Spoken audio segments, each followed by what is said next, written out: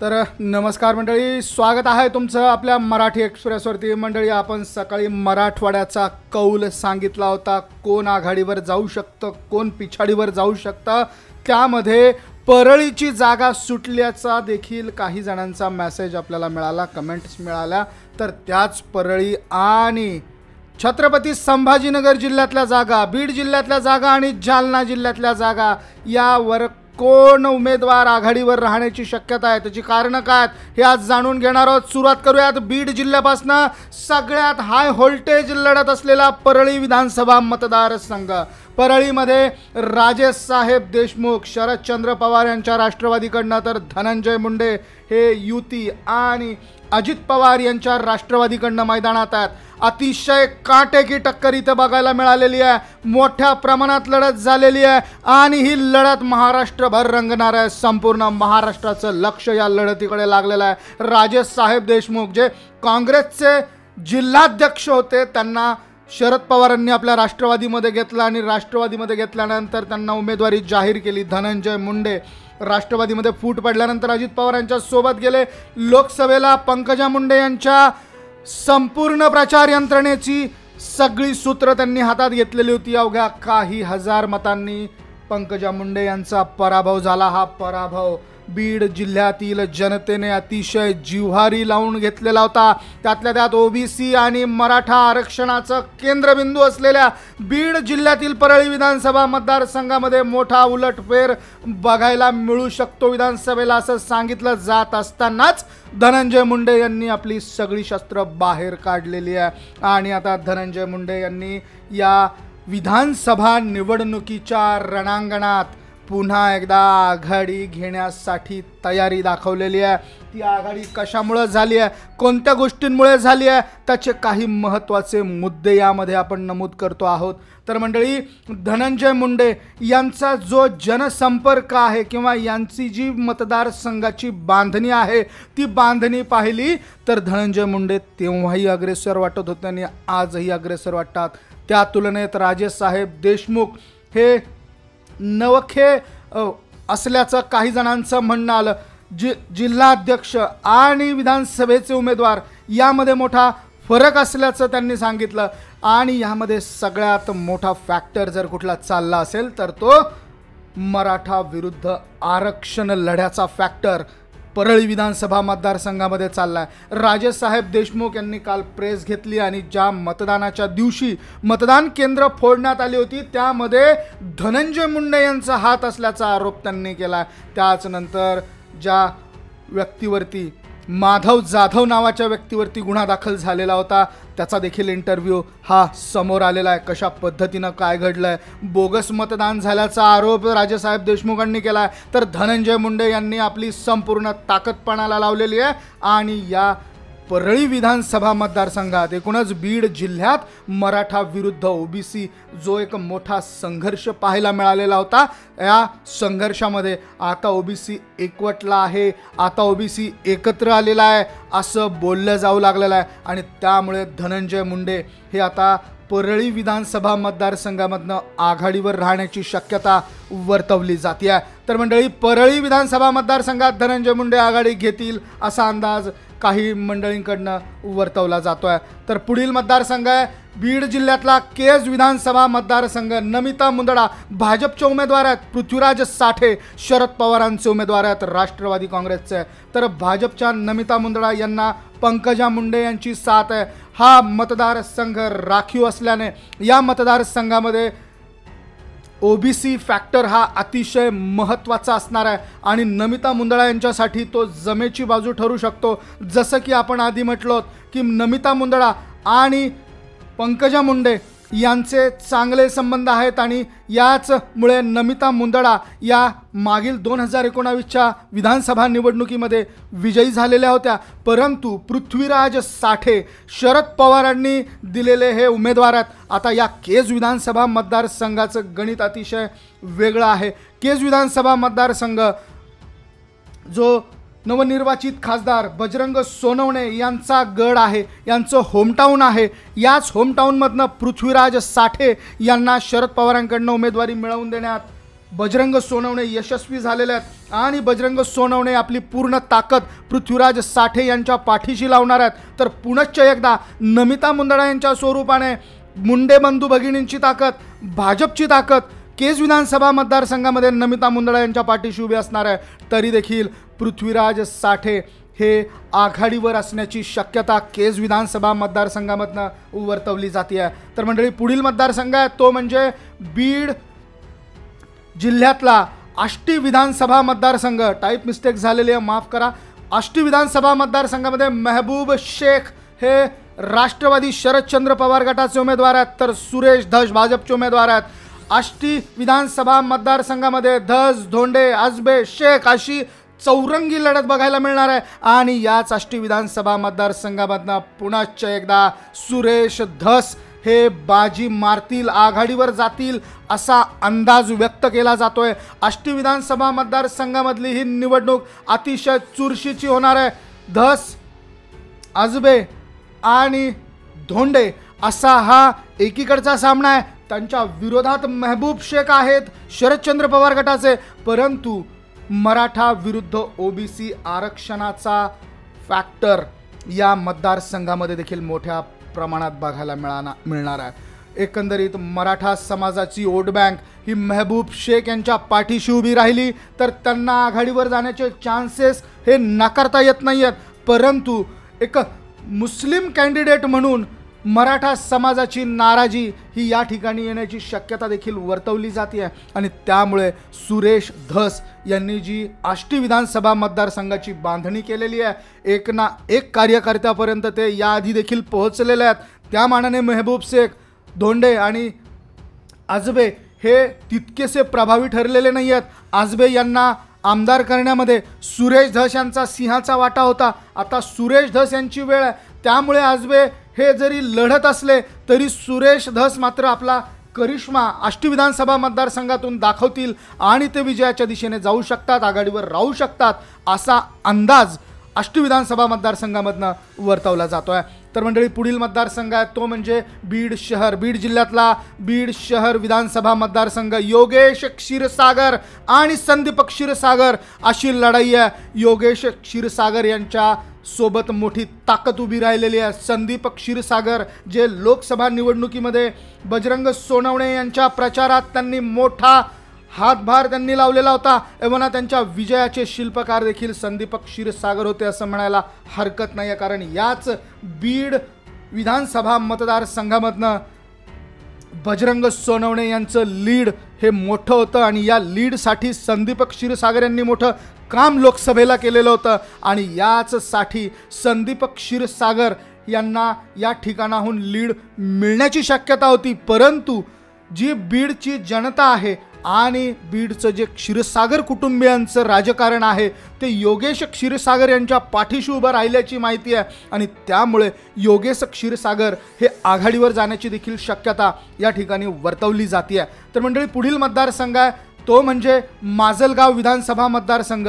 बीड जिल्ह्यातल्या माजलगाव विधानसभा मतदारसंघामध्ये देखील मोहन जगताप, प्रकाश सोळंके त्याचबरोबर आणखी देखील मंडळींचा या मतदारसंघामध्ये समावेश आहे। तर माजलगाव विधानसभा मतदारसंघामधनं मोहन जगताप हे आघाडीवर जाऊ शकतात, तर प्रकाश सोळंके महायुतीचे उमेदवार हे पिछाडीवर जाण्याची शक्यता वर्तवली जाते आहे। बीड विधानसभा मतदारसंघानंतर माजलगाव विधानसभा मतदारसंघामध्ये आरक्षण आंदोलन काळात मोठी जाळपोळ झालेली होती। प्रकाश सोळंके यांच्या घरावरती दगडफेक झालेली होती। मराठा मतदार हे नाराज असल्याचं या कृतीमधनं दिसून आलेलं होतं आणि त्यामुळे या ठिकाणी 3 मराठा उमेदवार आणि एक अपक्ष उमेदवार जो ओबीसी आहे किंवा 2 अपक्ष उमेदवार जो ओबीसी आहेत अशी लढत माजलगाव विधानसभा मतदारसंघामधनं बघायला मिळणार आहे। तर ओबीसींचं पारडं हे ओबीसींकडे जातं का किंवा मराठा वोट बँक ही मराठा मतदारांमध्ये डिवाइड होते का यावरती खूप सारी गणितं अवलंबून असणार आहेत, परंतु शरद पवारांचे मोहन जगताप हे या ठिकाणी या सगळ्या वाटाघाटीतून या सगळ्या मतदानाच्या विभाजनातून आघाडी घेऊ शकतात असा अंदाज काहींनी वर्तवला आहे। त्यामुळे मोहन जगताप हे आघाडीवर जाण्याची शक्यता नाकारता येत नाही आहे। तर पुढील मतदारसंघ आहे गेवराई विधानसभा मतदारसंघ। विजयसिंह पंडित राष्ट्रवादी अजित पवारांचे उमेदवार, तर बदामराव पंडित उद्धव ठाकरेंचे उमेदवार पिछाडीवर जाण्याची शक्यता व्यक्त केली जाते आहे। विजयसिंह पंडित हे आघाडीवर राहू शकतात गेवराई विधानसभा मतदारसंघातून, असा अंदाज व्यक्त केला जातोय।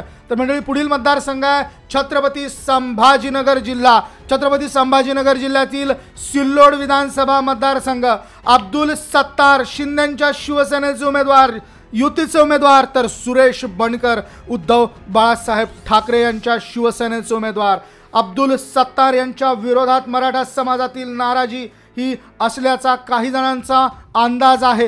त्याच धर्तीवर महाविकास आघाडीचे उमेदवार सुरेश बनकर यांच्या पाठीशी मराठा समाज हा एका दिलाने एक गठ्ठा उभं राहण्याची शक्यता वर्तवली जाते आणि त्यामुळे अब्दुल सत्तार यांची जी वोट बँक आहे ती वोट बँक यावेळेस सुरेश बनकर यांना वोटिंग करेल असा अंदाज सिल्लोडमधनं व्यक्त केला जातोय। त्याचबरोबर रावसाहेब दानवे आणि सत्तार यांच्यामध्ये निवडणुकीच्या काही दिवस आधी दिलजमाई झाल्यामुळे अब्दुल सत्तार यांच्या पाठीशी दानवेंची ताकद ही छुप्या पद्धतीनं किंवा उघड पद्धतीनं, कारण आता ते युतीमध्ये आहेत त्यामुळे उघड पद्धतीनं दानवेंची ताकद ही सत्तारांना जर मिळाली तर सत्तार देखील या ठिकाणाहून आघाडीवर जाण्याची शक्यता नाकारता येत नाही। परंतु सध्याची परिस्थिती जर पाहिली तर सुरेश बनकर हे आघाडीवर जाण्याची चिन्ह सिल्लोड विधानसभा मतदारसंघामधनं दिसत आहेत। तर मंडळी, पुढील मतदारसंघ आहे तो म्हणजे वैजापूर विधानसभा मतदारसंघ। दिनेश परदेशी आणि रमेश बोरनारे यांच्यामध्ये होणारा हा सामना आहे। उद्धव सेनेचे दिनेश परदेशी हे लढतात, तर रमेश बोरनारे शिवसेना शिंदे गटात आहेत, युतीकडनं लढतात। या मतदारसंघामध्ये दिनेश परदेशी यावेळेस रमेश बोरनारे यांना पिछाडीवर टाकू शकतात आणि आघाडी घेऊ शकतात असा अंदाज वर्तवला जातोय। तर मंडळी, पुढील मतदारसंघ आहे तो म्हणजे गंगापूर विधानसभा मतदारसंघ। मोठी उलटफेर गंगापूर विधानसभा मतदारसंघामधनं होण्याची शक्यता आहे। सतीश चव्हाण राष्ट्रवादी शरदचंद्र पवार गटाचे उमेदवार आहेत, तर प्रशांत बंब भाजपचे उमेदवार आहेत। फडणवीसांचे अतिशय निकटवर्तीय मानले जात आहेत आणि शेवटच्या काही तासांमध्ये या मतदारसंघामध्ये जे झालेलं मतदान आहे ते मतदान निर्णायक ठरणार आहे। प्रशांत बंब यांच्यासाठी निर्णायक ठरणार आहेत। प्रशांत बंब सध्या पिछाडीवरती जरी दिसत असले तरी शेवटच्या काही तासात झालेलं मतदान हे प्रशांत बंब यांना आघाडीवर घेऊन जाण्यासारखं आहे। परंतु आताची आणि या महिनाभरातली समीकरणं जर लक्षात घेतली तर मराठा विरुद्ध ओबीसी आरक्षण लढ्याचा परिणाम या मतदारसंघावरती देखील मोठ्या प्रमाणावर बघायला मिळणार आहे आणि त्याचाच फायदा सतीश चव्हाण यांना होण्याची शक्यता नाकारता येत नाही। त्यामुळे सतीश चव्हाण हे सध्या जरी आघाडीवर दिसत असले तरी शेवटच्या काही तासांमध्ये जे मतदान झालेलं आहे त्या मतदानाचा फायदा निश्चितच प्रशांत बंब यांना होणार आणि ते देखील आघाडीवरती राहू शकणार असा अंदाज वर्तवला जातोय। तर गंगापूरची लढाई आता तरी 50-50 वरती आहे असं म्हणायला हरकत नाही आहे। तर मंडळी, पुढील मतदारसंघ आहे पैठण विधानसभा मतदारसंघ। विलास भुमरे दत्ता गोरडे पारंपरिक लढत आहे। गोरडे भुमरे ही पारंपरिक लढत आहे। दत्ता गोरडे त्याच ठिकाणी आहेत, या ठिकाणी फक्त विलास भुमरे आलेले आहेत। त्यांचे वडील संदीपान भुमरे यांच्या जागावरती विलास भुमरे यांना या मतदारसंघामधनं तिकीट मिळालेलं आहे आणि त्यामुळे विलास भुमरे विरुद्ध दत्ता गोरडे अशी ही लढाई आहे।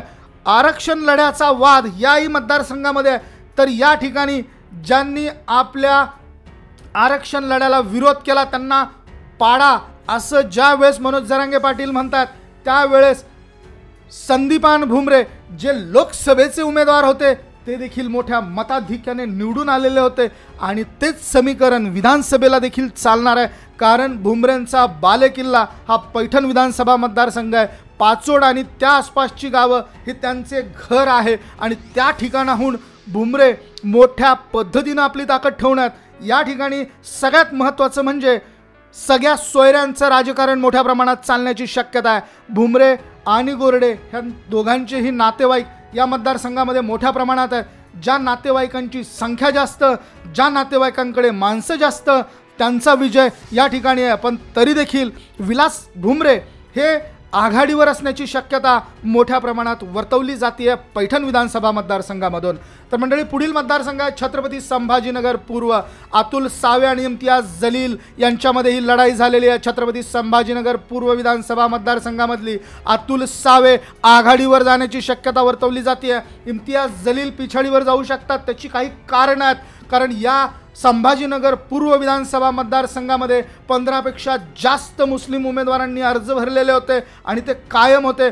त्यातल्या त्यात याच संभाजीनगर पूर्व विधानसभा मतदारसंघामधून गफ्फार कादरी हे देखील जलील यांच्या विरोधात, सावे यांच्या विरोधात लढत होते। त्यामुळे मुस्लिम बांधवांच्या मतदारांची विभागणी ही या मतदारसंघामध्ये होण्याची शक्यता नाकारता येत नाही आहे। आणि त्या तुलनेने अतुल सावे जे की स्वतः ओबीसी आहेत, ओबीसी मतदारांवरती त्यांची भिस्त आहे आणि या मतदारसंघामध्ये अतुल सावे यांनी ओबीसी मतदार बांधवांना आकर्षित करण्याचा प्रयत्न देखील गेली कित्येक महिने सुरू ठेवलेला होता आणि त्याचा परिणाम मतदानाच्या दिवशी बघायला मिळाला। जी मतदान केंद्र अतुल सावे यांच्यासाठी अनुकूल आहे त्या ठिकाणी मोठ्या प्रमाणात गर्दी बघायला मिळालेली आहे आणि जी मतदारसंघ इम्तियाज जलील यांच्यासाठी अनुकूल आहे त्या ठिकाणी देखील गर्दी बघायला मिळालेली आहे। परंतु इम्तियाज जलील यांना होणाऱ्या मतदानामध्ये मोठ्या प्रमाणात विभाजन होण्याची शक्यता आहे आणि याच शक्यतेमुळे इम्तियाज जलील 2024च्या विधानसभा निवडणुकीमध्ये पिछाडीवर जाऊ शकतात असा अंदाज व्यक्त केला जातोय। त्यामुळे अतुल सावे हे आघाडीवर असू शकतात असा अंदाज व्यक्त केला जातोय। तर मंडळी, पुढील मतदारसंघ आहे तो म्हणजे छत्रपती संभाजीनगर जिल्ह्याचा फुलंब्री विधानसभा मतदारसंघ। अनुराधाताई चव्हाण आणि विलास अवताडे अशी नवी कोरी लढत या ठिकाणी होती आहे। पारंपरिक विरोधक असलेले भाजप आणि काँग्रेस अशीच ही लढत आहे। विलास अवताडे काँग्रेसचे उमेदवार आहेत, त्यांचे वडील केशव अवताडे यांनी हा मतदारसंघ मोठ्या शिताफीने, मोठ्या कष्टाने बांधून ठेवलेला आहे आणि याच फुलंब्री विधानसभा मतदारसंघामधनं अवताडे आणि काळे यांची ताकद प्रचंड मोठ्या प्रमाणात आहे। अवताडे यांच्या वडिलांच्या कामामुळे हा मतदारसंघ मोठ्या प्रमाणात अवताडे यांना मदत करेल असंच आता बोललं जाऊ लागलेलं आहे आणि लोकसभा निवडणुकीमध्ये अवताडे फॅमिलींनी कल्याण काळे यांच्यासाठी जे काही प्रयत्न केलेले आहेत आणि त्यांच्या विजयामध्ये सिंहाचा वाटा उचललेला आहे, त्याच अवताडेंना रिटर्न गिफ्ट देण्याची वेळ कल्याण काळेंकडे आहे। त्यामुळे फुलंब्री विधानसभा मतदारसंघामधनं विलास अवताडे यांच्या मागे कल्याण काळे जे छत्रपती संभाजीनगरचा काही भाग आणि जालना लोकसभा मतदारसंघाचे खासदार आहेत, त्यांची ताकद विलास अवताडे यांच्या पाठीशी मोठ्या प्रमाणात उभी राहणार। त्याच विरोधात अनुराधाताई चव्हाण या भाजपच्या कार्यकर्त्या आहेत। राजस्थानचे राज्यपाल हरिभाऊ बागडे यांच्या त्या एकनिष्ठ राहिलेल्या आहेत। एव्हाना 2019च्या निवडणुकीमध्ये कल्याण काळे यांच्या पराभवासाठी अनुराधाताई चव्हाण या मोठ्या प्रमाणात कारणीभूत ठरल्याचं सांगितलं गेलं, कारण त्यांनी घेतलेली मतं आणि त्याच्यात झालेलं विभाजन हे यामुळे कल्याण काळे यांचा पराभव झालेला होता। तोच पराभव आणि त्याच पराभवाचा बदला आता 2024ला अनुराधाताई चव्हाण यांच्या पराभवाने कल्याण काळे आणि अवताडे हे दोघे मिळून करतील असाच अंदाज फुलंब्री विधानसभा मतदारसंघामधनं बांधला जातो आणि त्यामुळे विलास अवताडे हे उद्या आघाडीवर दिसण्याची शक्यता निश्चित आहे। तर पुढील मतदारसंघ आहे छत्रपती संभाजीनगर मध्य। निर्विवाद प्रदीप जयस्वाल आघाडीवर राहू शकतात अशी समीकरणं प्रदीप जयस्वालांनी निवडणूक मतदान होण्याच्या आधीच लावलेली होती। प्रदीप जयस्वाल हे आघाडीवर जाऊ शकतात। ऐन वेळेस बाळासाहेब थोरात, उद्धव ठाकरेंच्या शिवसेनेकडनं त्यांना उमेदवारी देण्यात आलेली होती। या मतदारसंघामधनं प्रदीप जयस्वाल हे पुन्हा एकदा आघाडीवर जाऊ शकतात असा अंदाज व्यक्त केला जातोय। तर मंडळी, पुढील मतदारसंघ आहे तो म्हणजे छत्रपती संभाजीनगर पश्चिम विधानसभा मतदारसंघ। राजू शिंदे यांनी मोठी ताकद या छत्रपती संभाजीनगरच्या पश्चिम विधानसभा मतदारसंघामध्ये उभी केलेली आहे। राजू शिंदे हे या विधानसभेच्या निवडणुकीमध्ये मोठी रंगत त्यांनी भरलेली आहे। संजय शिरसाट शिंदे गटाचे युतीचे उमेदवार आहेत। सगळ्यात महत्त्वाचा फॅक्टर म्हणजे या ठिकाणची MIDC आणि या MIDC मधला कामगार वर्ग संजय शिरसाट यांच्या पाठीशी मोठ्या प्रमाणात आहे। तर राजू शिंदे जे शहरातल्या नागरिकांसाठी अतिशय महत्त्वाचे उमेदवार आहेत, कारण ते छत्रपती संभाजीनगर जिल्ह्याच्या महानगरपालिकेमध्ये मोठ्या पदावरती त्यांनी काम केलेलं आहे।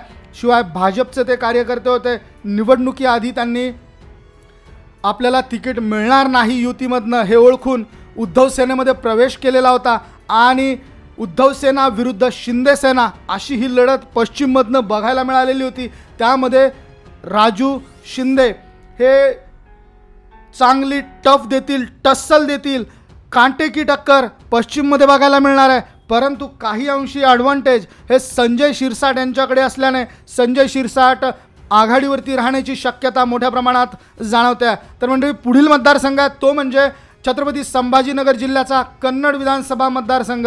एक्झिट पोलच्या अनुषंगाने किंवा एक्झिट पोलच्या माध्यमातून उदयसिंग राजपूत आघाडीवर दिसतात, संजना जाधव पिछाडीवरती दिसतात, परंतु सगळ्यात मोठा उलटफेर या कन्नड विधानसभा मतदारसंघामधनं होण्याची शक्यता आहे. तो उलटफेर म्हणजे संजना जाधव यांचे विभक्तपती हर्षवर्धन जाधव किंग मेकर ठरणार आहेत, तेव्हा किंग ठरणार आहेत असा अंदाज आता येऊ लागलेला आहे. कारण शेवटच्या आठवड्यामध्ये हर्षवर्धन जाधव यांनी जी मुसंडी मारलेली आहे, यांनी जे जे कमबॅक केलेलं आहे ते कमबॅक अतिशय प्रभावी आहे आणि त्या कमबॅकच्या जोरावरती हर्षवर्धन जाधव यांच्या पाठीशी मोठ्या प्रमाणात जनता उभी राहिली आहे, हे देखील आता बोललं जाऊ लागलेलं आहे. त्यामुळे हर्षवर्धन जाधव या ठिकाणाहून आघाडीवर राहण्याची शक्यता मोठ्या प्रमाणात आहे.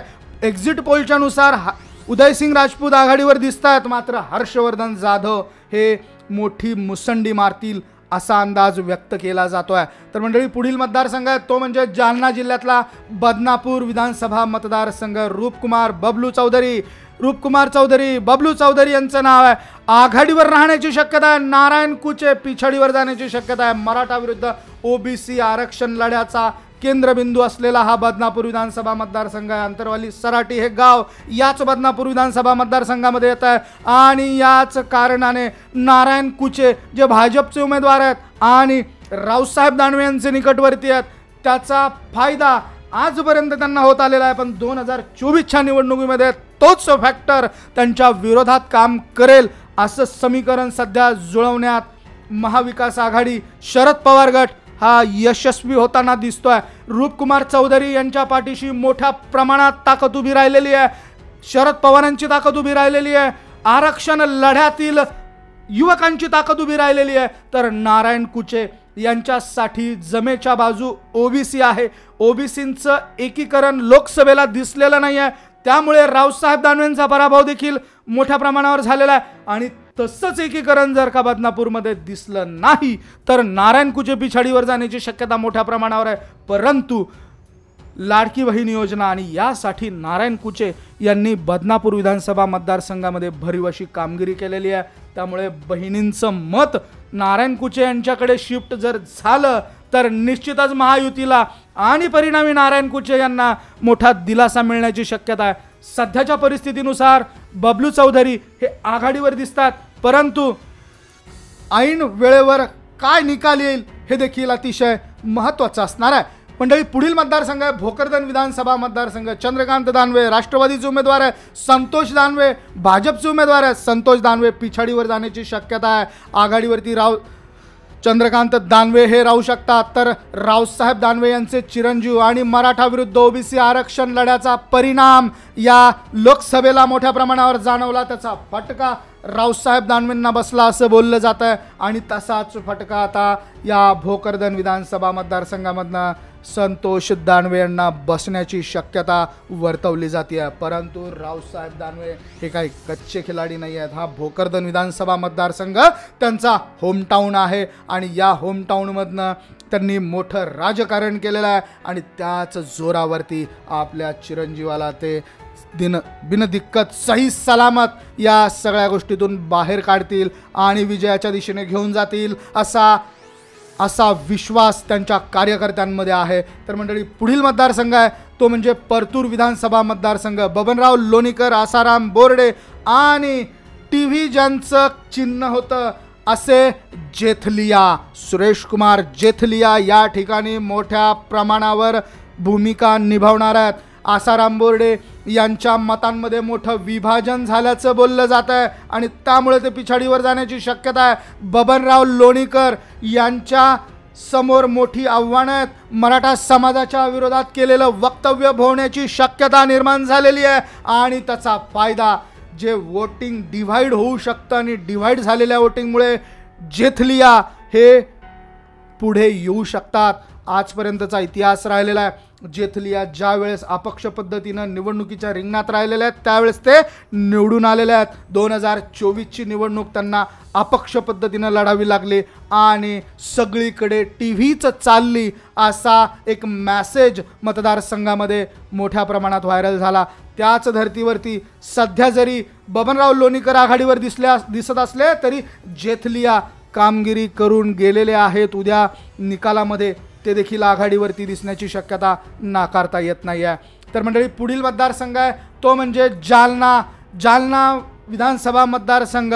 कैलास गोरंट्याल सध्या जरी आघाडीवर दिसत असले तरी अर्जुन खोतकरांनी मोठी फिल्डिंग या जालना विधानसभा मतदारसंघामध्ये लावलेली आहे आणि ती फिल्डिंग त्यांची कामाला येईल. अर्जुन खोतकर देखील मोठी टफ फाईट देतील असा एक मोठा विश्वास त्यांच्या कार्यकर्त्यांमध्ये. सगळ्यात महत्त्वाचं म्हणजे जालना जिल्ह्यातलं केंद्रबिंदू असलेलं मराठा विरुद्ध ओबीसी आरक्षण लढा आणि या लढ्यातील लढवय्यांना अर्जुन खोतकर हे जवळचे वाटायला लागलेले आहेत. त्यामुळे या ठिकाणी अर्जुन खोतकर त्या बेसिसवरती त्या एका मुद्द्यावरती टफ फाईट देतील आणि आघाडीवरती देखील राहू शकतात असा अंदाज काही पत्रकारांच्या काही नागरिकांच्या म्हणण्यानुसार समोर येतो आहे. तर मंडळी, पुढील या सगळ्या मतदारसंघांपैकी तुम्हाला काय वाटतंय, कोण कुठल्या पद्धतीनं निवडून येईल कमेंट करा आणि आपल्या कमेंट्समध्ये सांगा की कुठल्या मतदारसंघामधनं कोण उमेदवार